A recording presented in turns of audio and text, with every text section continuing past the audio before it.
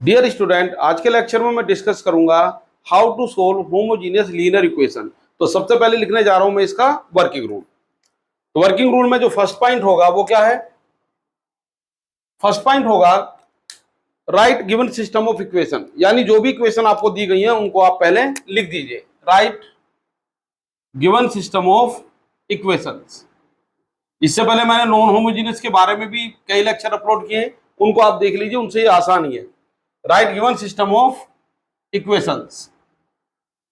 जब आप इक्वेशंस लिखेंगे या इक्वेशंस का पूरा एक सिस्टम लिखेंगे तो उसमें कुछ इक्वेशन रही होंगी और कुछ अननोन रहे होंगे। तो कितनी इक्वेशन आपको दी गई है उनके बारे में यहाँ पे लिख दीजिए। Suppose that number of equation, क्योंकि क्वेश्चन मैंने यहाँ पर वर्किंग रूल की फॉर्म में लिख रहा हूं, तो मैंने मान लिया कि मुझे m इक्वेशन दी गई होंगी और उसमें जो अननोन यूज हुए होंगे वो कितने हुए? n। ऐसा मैं लिख देता हूं। Suppose that number of equations, जो नंबर ऑफ इक्वेशंस हैं उनका नंबर मैंने ले लिया m, and numbers of unknown उनको मैंने काउंट कर लिया और मान लीजिए ये था मेरे पास n। ठीक, ये था हमारा पहला स्टेप। सबसे पहले गिवन सिस्टम ऑफ इक्वेशन आपको लिखना है। नंबर 2, सेकंड स्टेप में क्या लिखेंगे? ये जो भी आपको इक्वेशन दी गई हैं उनका लिख देंगे हम matrix form. Right matrix form of equations. Equations कैसी है हमारी? होमोजीनियस। तो ये हमारे पास होगा ax equals to null matrix. ध्यान देंगे, अगर राइट हैंड साइड आपका नल मैट्रिक्स है तभी हम इसको होमोजीनियस कहेंगे, अदरवाइज ये नॉन होमोजीनियस होगा। क्लियर है? तो ये हमने जो लिखा राइट मैट्रिक्स फॉर्म ऑफ, ये कैसी इक्वेशन है हमारी? होमोजीनियस। होमोजीनियस लिख भी दिया मैंने, होमोजीनियस इक्वेशंस। इसके बाद तीसरा पॉइंट, जैसे आप इसकी मैट्रिक्स फॉर्म लिखेंगे इसके तुरंत बाद आप लिखेंगे मैट्रिक्स ए, यानी कोफिशिएंट मैट्रिक्स। राइट, तो यहां आप जानते हैं ए तो कोफिशिएंट मैट्रिक्स है, एक्स हमारा क्या? मैट्रिक्स ऑफ अननोन, और जो जीरो है या नल मैट्रिक्स है वो है right hand side of the equation, column matrix होगा। इसके बाद हम लिखेंगे right the coefficient matrix A, जो भी हमारा कोफिशिएंट मैट्रिक्स है इसको लिख देंगे और फाइंड करेंगे इसकी rank, and find its rank, that is rank of A, यानी हम ए की रैंक फाइंड कर लेंगे। क्लियर है? नंबर 4, जब रैंक फाइंड करेंगे तो कुछ रैंक आएगी। मान लीजिए let rank of A is R, ऐसा मैंने एज्यूम कर लिया कि इसका जो रैंक आया वो कितना आया है? आर। अब यहां पर दो केस डिस्कस कर सकते हैं, यानी दो केस एग्जिस्ट हो सकते हैं। केस नंबर 1, तो यहां पे लिखने जा रहा हूं मैं, there exist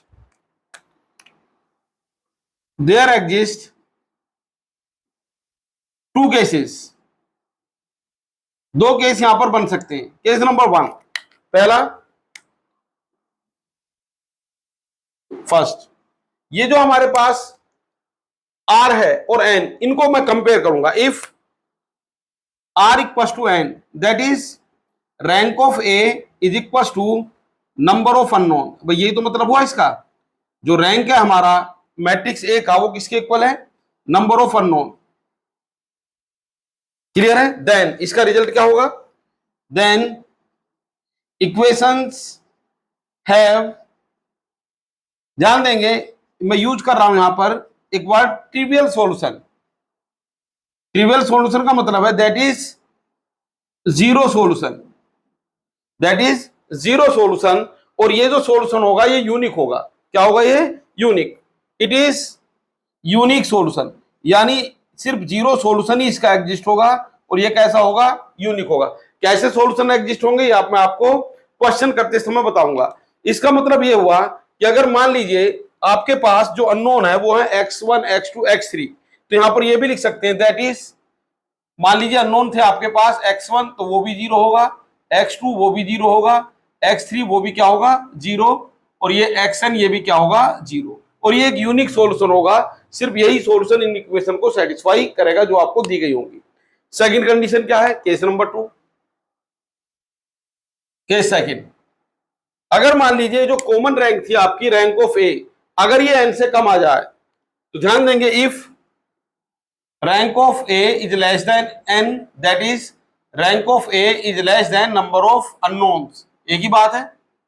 number of unknown. अब क्या सिचुएशन बनेगी, अब सिचुएशन बनेगी then equations have non trivial solution. कैसा सॉल्यूशन रखेंगे, नॉन ट्रिवियल सॉल्यूशन। अब नॉन ट्रिवियल सॉल्यूशन का मतलब है non zero solution, that is non zero solution. ठीक है, in this case there exist infinitely many solution, infinitely many solution. इस case में आपके इनफाइनाइट सॉल्यूशन एग्जिस्ट होंगे। एक मोस्ट इंपोर्टेंट रिमार्क में लिख रहा हूं, ये मैंने नॉन होमोजीनियस में भी लिखा था। कहानी क्या बनेगी, here n minus R, N का मतलब नंबर ऑफ अननोन, आर का मतलब rank of A, n minus R, चलो ब्रैकेट में लिख देता हूं, ये जो भी नंबर आएगा unknowns will be free, will be free. अब इनका कैसे यूज करेंगे, इसके लिए आपको क्वेश्चन देखना पड़ेगा। तो ये वर्किंग रूल को ध्यान में रखते हुए मैं क्वेश्चन करूंगा, स्टेप आपके क्लियर रहेंगे। ठीक है, तो जो जो मैंने यहाँ पे लिखा है एज इट इज यही मैं क्वेश्चन में यूज करूंगा। तो आप इसको एक रोड मैप की तरह रख लीजिए कि भाई आपको क्या करना है, इसको एक पेपर पर लिख के रखिए और जैसे ही क्वेश्चन आप लिखें एक एक पॉइंट पढ़ते जाइए और ऐसा ही लिखते जाइए, क्वेश्चन आपका सोल्व हो जाएगा। तो मैंने यहां पर क्या बताया, here n minus R unknowns will be free, that is, इसका मतलब भी है n minus R unknowns can have, क्या रख सकते हैं, कैन हैव आर्बिट्रेरी वैल्यू। अब वो आर्बिट्रेरी वैल्यू किस तरह रखेंगे वो आपको क्वेश्चन से ही समझ में आएगा। ठीक है, तो यहां पर दो कंडीशन बनेगी, या तो इक्वेशन का यूनिक सॉल्यूशन होगा जिसका नाम ट्रिवियल सॉल्यूशन है, या इक्वेशन के इनफाइनाइट सॉल्यूशन होंगे जो हमारे नॉन जीरो सॉल्यूशन है या नॉन ट्रिवियल सॉल्यूशन है। नो सॉल्यूशन वाली बात यहां पर कभी बनेगी नहीं। ठीक है, चलिए मैं यहां पर आपको टू प्रॉब्लम सोल्व करने जा रहा हूं, एक यूनिक सॉल्यूशन के लिए, दूसरी इनफाइनाइटली मैनी सॉल्यूशन के लिए। तो मैंने यहां पर लिखी हुई है, क्या है प्रॉब्लम, प्रॉब्लम है solve the system of homogeneous equations, there are three equation, first equation is x1 plus x2 plus x3 plus x4 equals to 0, second equation x1 plus 3x2 plus 2x3 plus 4x4 equals to 0, and third equation is 2x1 plus x3 minus x4 equals to 0। Clear है, तो working rule के according मुझे क्या करना चाहिए, according to working rule first of all I must write given system of equation, वही करता हूं।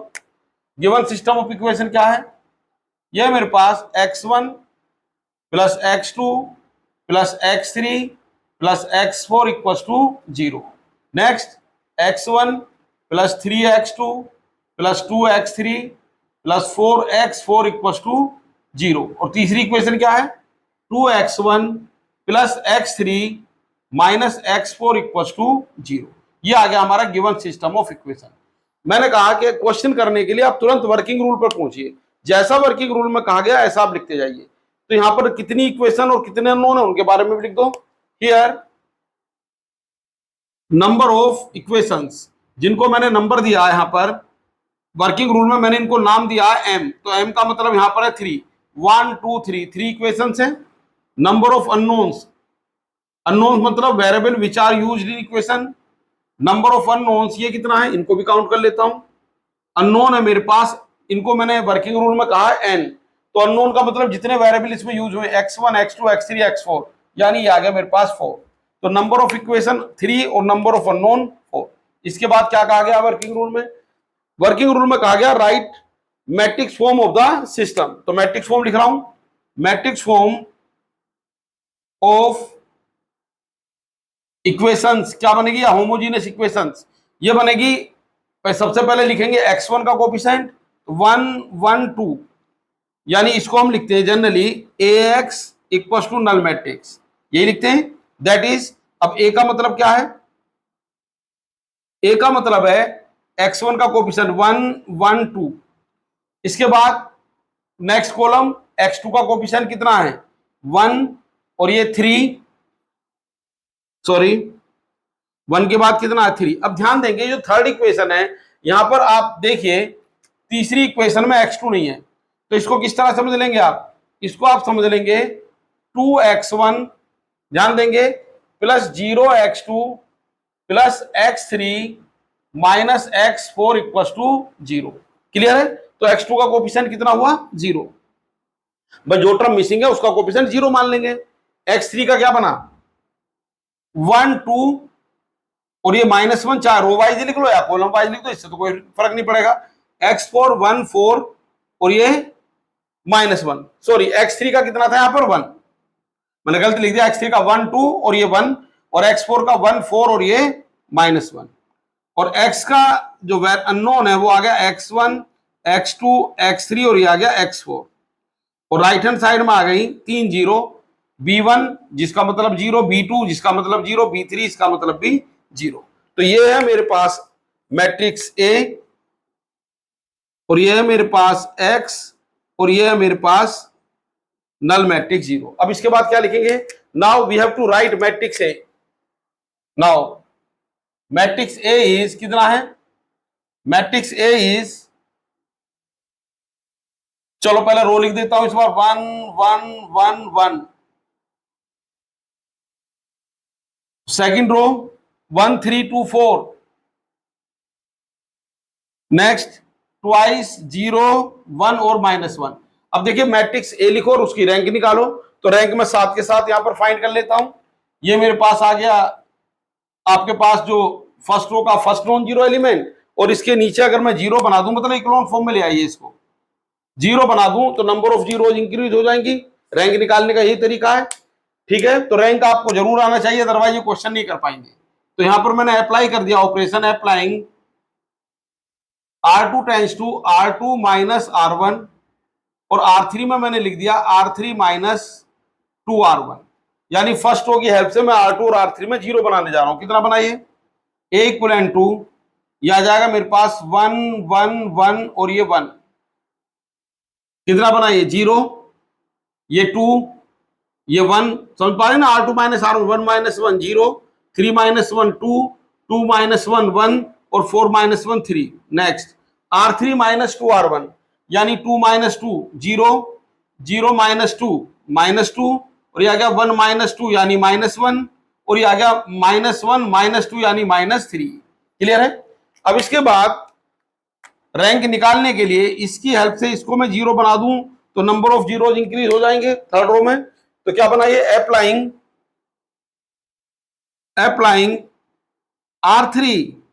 R3 को मैं लिखने जा रहा हूं R3 tends to R3 plus R2। ये क्या बनेगा? ये बनेगा मेरे पास A इक्वल टू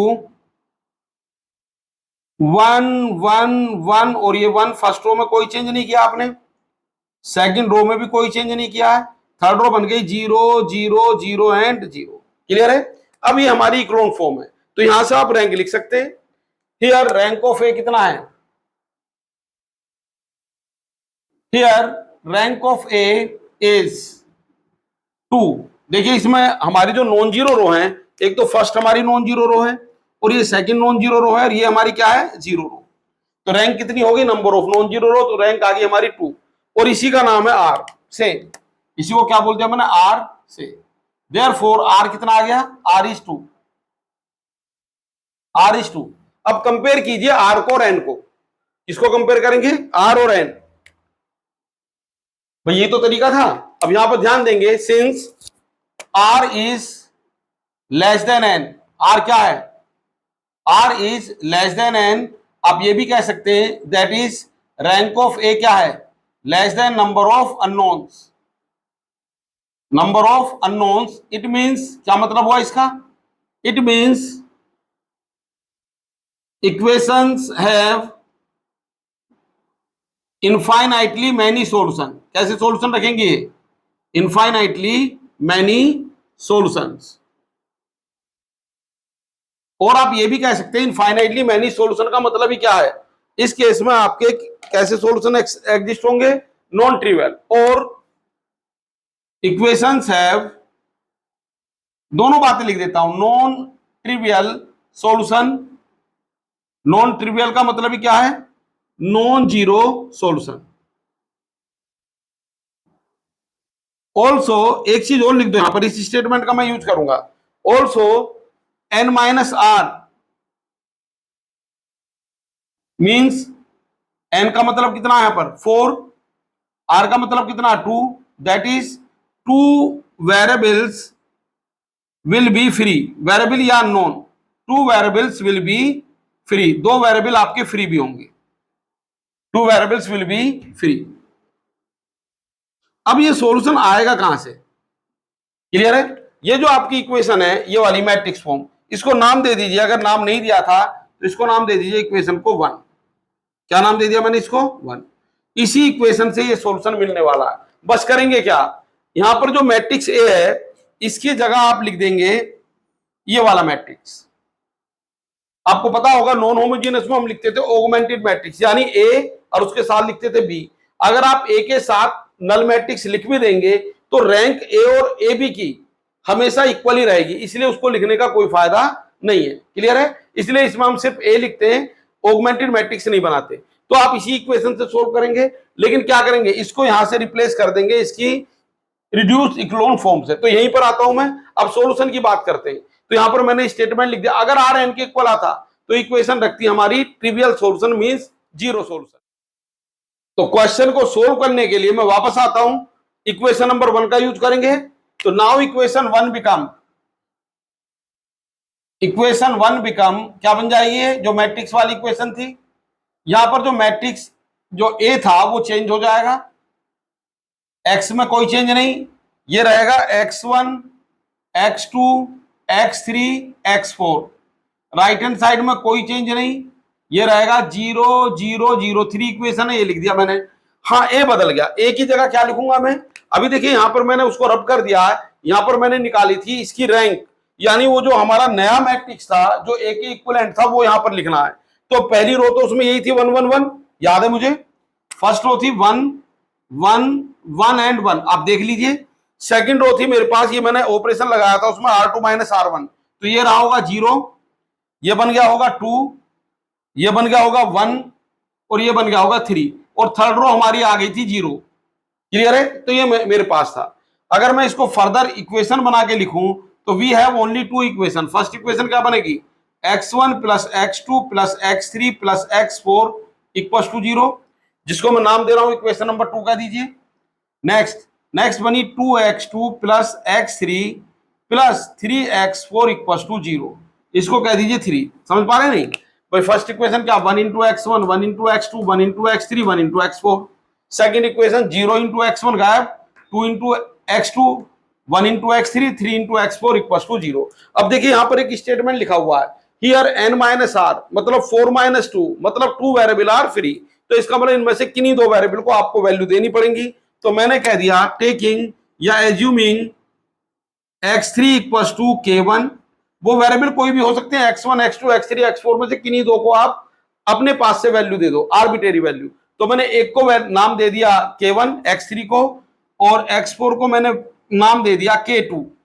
तो ये बना मेरे पास k1 और इसको मैंने नाम दे दिया k2। अब बाकी वैल्यू इनकी हेल्प से बड़े आराम से निकाल पाओगे फ्रॉम इक्वेशन नंबर 3। अगर मैं इक्वेशन नंबर 3 की हेल्प लूं तो क्या बनेगा, ये फ्रॉम इक्वेशन नंबर 3 ये बना 2x2 प्लस x3 का मतलब k1 x4 का मतलब k2 यानी 3k2 equal to 0।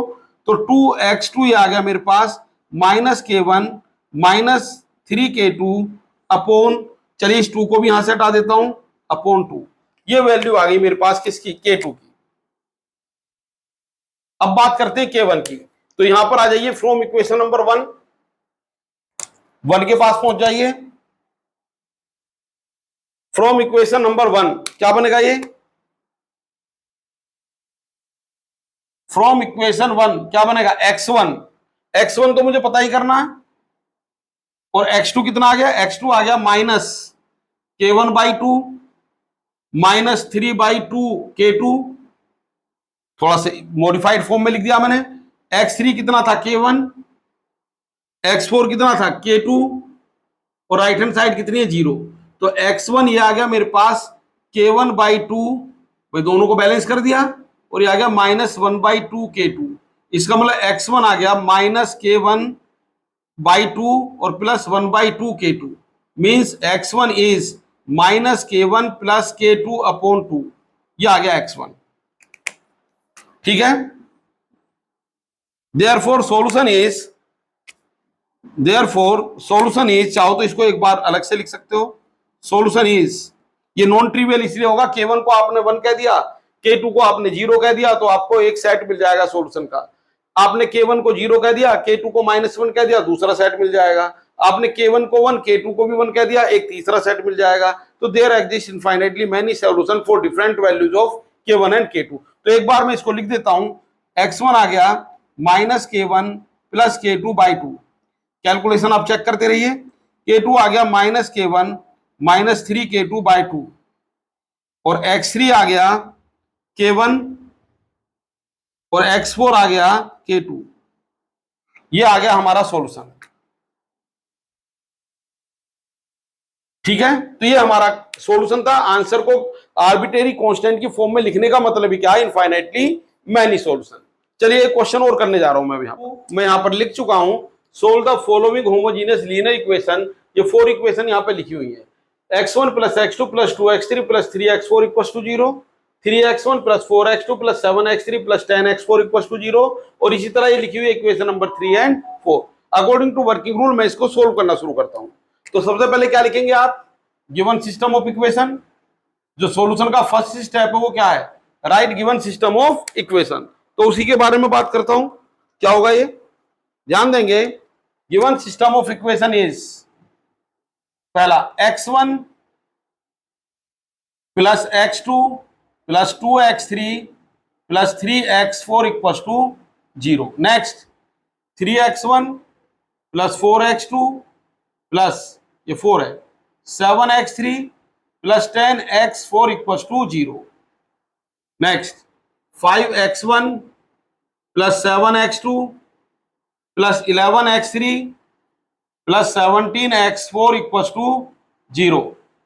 6x1 + 8x2 + 13x3 + 16x4 = 0।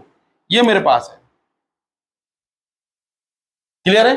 अब इसके बाद क्या लिखेंगे, इसके बाद मैं लिखूंगा नंबर ऑफ इक्वेशन और नंबर ऑफ अननोन, जो हमारे पास लिखने का एक तरीका है वर्किंग रूल में, जो ट्रेंड में है। तो यहां पर क्या लिखेंगे, here number of equations. Number of equations का मतलब m, और m का मतलब है यहां पर 4। नंबर ऑफ अननोन्स ये कितना है, नंबर ऑफ अननोन्स यहां पर है, इनको मैं नाम दिया वर्किंग रूल में, और यहां पर इनका मतलब वो भी 4 है। x1 x2 x3 x4 unknown, 1 2 3 4 ये इक्वेशन, क्लियर है। चलिए इसके बाद क्या लिखते हैं हम, matrix form of the system. इसके बाद ये लिखेंगे ना matrix form of the system, तो वही लिखने जा रहा हूं। Matrix form of the equations क्या बनेगा, ये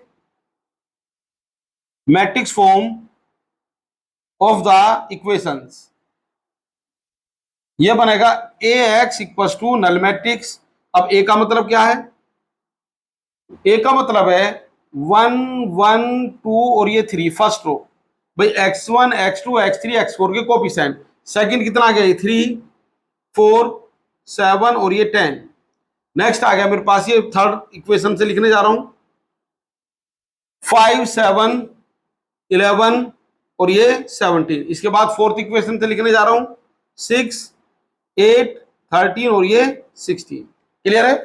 x का मतलब क्या बना, x का मतलब बना x1 x2 x3 और ये x4, और राइट हैंड साइड में बना मेरे पास 0 0 0 एंड 0। भाई ये कोफिशिएंट मैट्रिक्स ये बना हमारा a, और ये राइट हैंड साइड तो नल मैट्रिक्स है ही, ये बना कॉलम मैट्रिक्स ऑफ अननोन, और ये बना मेरे पास column matrix of right hand side. Clear है। इसके बाद क्या करेंगे, इसके बाद आप लिखेंगे मैट्रिक्स ए और उसकी रैंक निकालेंगे। नाउ ए इज, बिल्कुल वर्किंग रूल के अकॉर्डिंग चल रहा हूं मैं, उससे बिल्कुल भी लेफ्ट राइट नहीं हो रहा, जैसा वर्किंग रूल में बताया वही लिखता जा रहा हूं। भाई वर्किंग रूल में इसके बाद मैंने लिखा था now right A and find its rank, तो मैंने सबसे पहले ए लिखा। ए कितना है, ए है मेरे पास, इसको एक बार फिर रिपीट कर देता हूं। फर्स्ट कॉलम है 1 3 5 6, सेकंड कॉलम है 1 4 7 8, थर्ड कॉलम है 2 7 11 और ये 13, और फोर्थ कॉलम है 3 10 17 और ये 16। चलिए अब अप्लाई करता हूं मैं। पहला ऑपरेशन, फर्स्ट ऑपरेशन क्या होगा, यहां पे लिख देता हूं अप्लाइंग। फर्स्ट ऑपरेशन क्या रहेगा, ये पहला ऑपरेशन इसमें होगा। ध्यान देंगे, आपको करना क्या है, सॉरी, आपको करना क्या है कि इस 1 की हेल्प से इनको 0 बनाना है। तो पहला ऑपरेशन हमारा लगेगा R2 में, और ये R2 में ऑपरेशन लगेगा R2 tends to R2 minus 3R1। Clear है? इसको मैं हटा देता हूं, थोड़ा डाउन करके लिखता हूं, जगह कम रह गई। तो पहला ऑपरेशन लगेगा R2 tends to R2 minus 3R1। Next operation क्या लगेगा R3 में, R3 में लगेगा R3 माइनस 5R1। देखिए मैं इन तीनों एंट्री को 0 बनाने जा रहा हूं और हेल्प ले रहा हूं किसकी, R1 की। R4 को आपको लिखना होगा R4 माइनस 6R1। ठीक है, अब इसके बाद लिखें आप मैट्रिक्स ए, बल्कि ए नहीं होगा, एक इक्विवेलेंट होगा मैट्रिक्स। तो क्या बनाइए, हाँ जी, फर्स्ट रो नो चेंज, 1 1 2 और ये 3। अब R2 minus 3R1, 3 minus 3 0, 4 minus 3 1, 7 minus 6 1, 10 minus 9 1। समझ पा रहे हैं भाई? आपने क्या किया, इसमें 3 से मल्टीप्लाई किया और R2 में से सब्सट्रैक्ट कर दिया। अब 5 टाइम की बात करते हैं, 5 माइनस 5 0, 7 माइनस 5 2, 11 माइनस 10 1, 5 टाइम लिया ना। 17 माइनस 15 कितना आ गया 2। एक बार और चेक कर लो, 5 माइनस 5 0, 7 माइनस 5 2, 11 माइनस 10 1 और 17 माइनस 15 2। 5 टाइम इनका मैंने किया।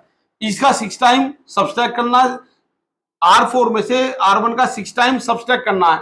तो 6 माइनस 6 0, 8 माइनस 6 2, 13 माइनस 12 1, 13 माइनस 12 1, और ये 16 माइनस 18 ये आ गया -2। चेक कर लीजिए एक बार भाई, R4 कितना था, R4 था 6 8 13 और 16।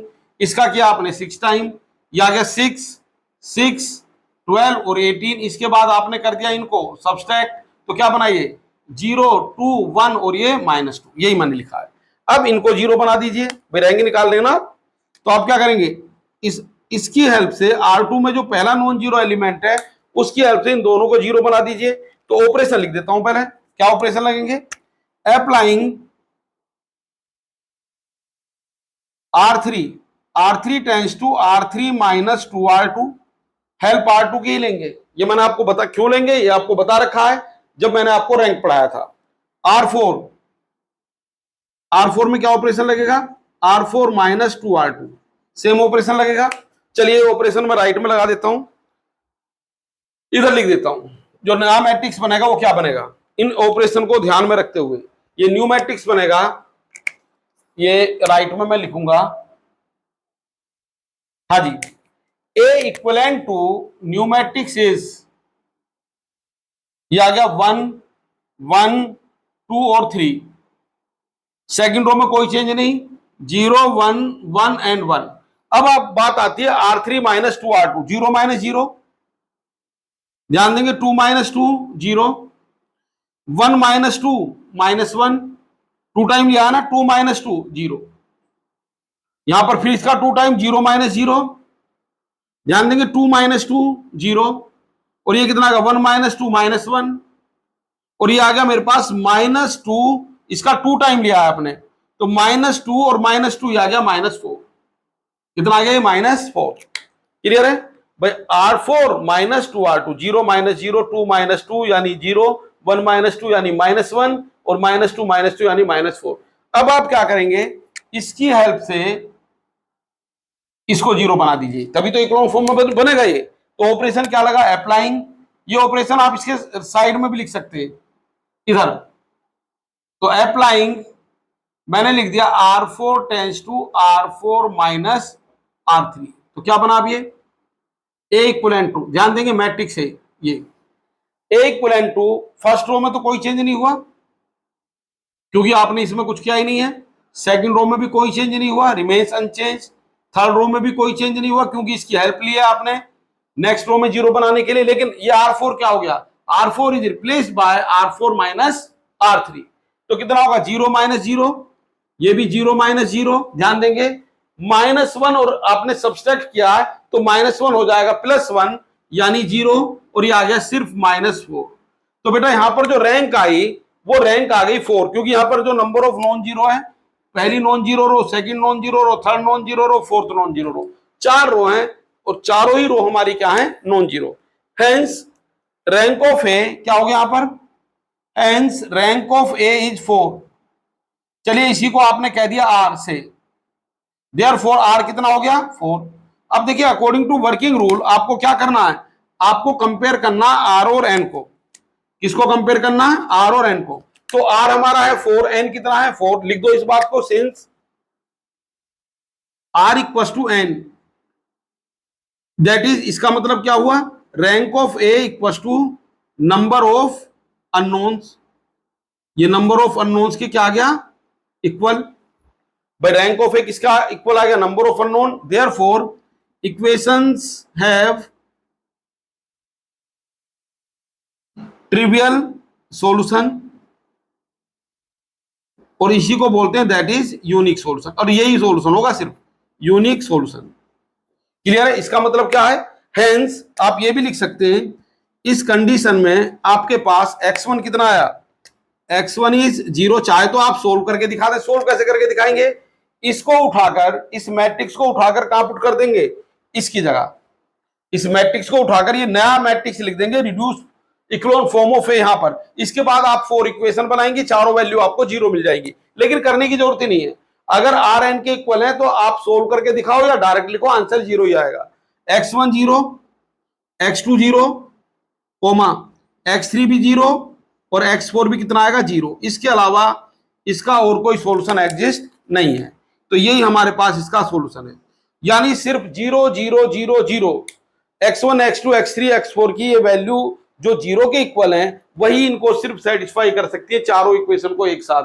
बाकी और कोई वैल्यू ऐसी नहीं है जो इनको सेटिस्फाई कर पाए। तो ये आप आर एन के इक्वल आए तो डायरेक्ट भी लिख सकते हैं, या इसको उठाकर यहां रख दीजिए, जैसे मैंने नॉन ट्रिवियल के लिए क्या था, और वहां से सोल्व करेंगे तब भी आपको चारों वैल्यू 0 मिलेंगी। तो ये लेक्चर हमारा कंप्लीट हुआ।